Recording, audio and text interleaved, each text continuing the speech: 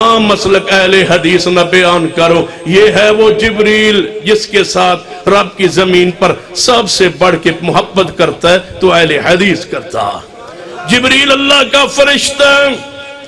تسی کہو گے جبریل نہ سب تو زیادہ تسی محبت کر دو۔ ہاں جبریل سے سب سے زیادہ محبت ہم کرتے ہیں۔ کیوں؟ جبریل فرشتوں کا امام ہے، فرشتوں کا سردار ہے۔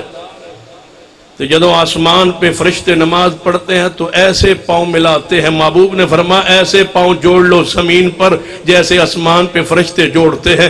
اللہ کی قسم جیسے فرشتوں کی آسمان پر صفیں ہوتی ہے ایسے ہی صفیں زمین پر اہل حدیث کی ہوتی۔ پتہ ہے پھر فرشتے آمین بھی کہتے ہیں۔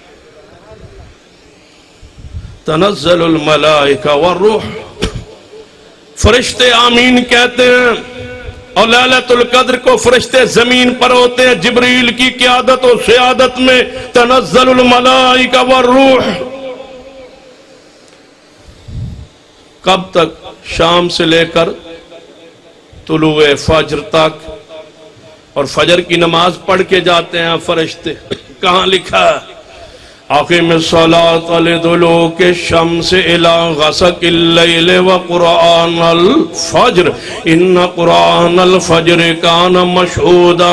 فرشتے نماز پڑھتے ہیں، فرشتے زمین پہ اتراتے ہیں، فرشتے اس رات کو زمین پر ہوتے ہیں۔ نبی علیہ السلام نے فرمایا جب تم نماز پڑھتے ہو زمین پر، فرشتے نماز پڑھتے ہیں آسمانوں پر، اس رات کو تو زمین پر بھی فرشتے اترے ہوئے، تم بھی آمین کہتے ہو، فرشتے آسمانوں پہ آمین کہتے ہیں، تمہاری آمین بھی جاری ہوتی ہے، فرشتوں کی آمین بھی جاری ہوتی ہے۔